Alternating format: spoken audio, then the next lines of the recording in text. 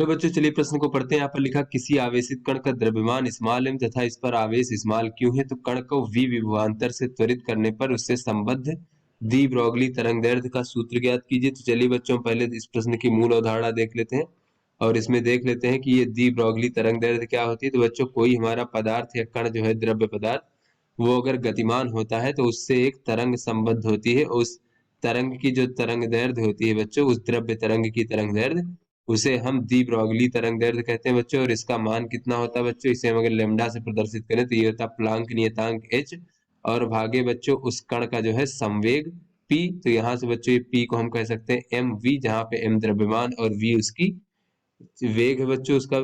चलिए बच्चों, इस प्रश्न को हल करते हैं। तो यहाँ पर कहा जा रहा है कि एक आवेश q को जो है बच्चों v विभवांतर से त्वरित किया जाता है। तो यहाँ पर बच्चों देख लेते हैं, q आवेश को v विभवांतर से त्वरित करने पर बच्चों इसकी जो गतिज ऊर्जा हो जाएगी वो कितनी हो जाएगी, करने पर जो गतिज ऊर्जा हो जाएगी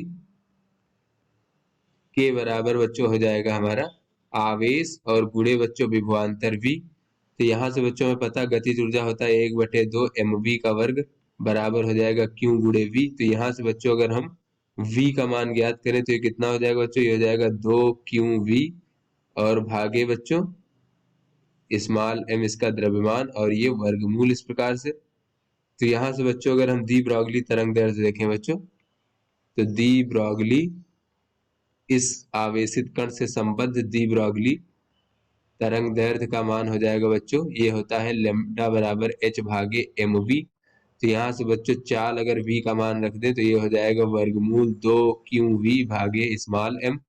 तो बच्चों एक वर्गमूल m से एक वर्गमूल m कट जाएगा और ये बचेगा प्लांक नियतांक h भागे वर्गमूल 2m/q/v। इस प्रकार से बच्चों तो ये हमारा दी ब्रोगली तरंगदैर्ध्य हो गया उससे संबद्ध।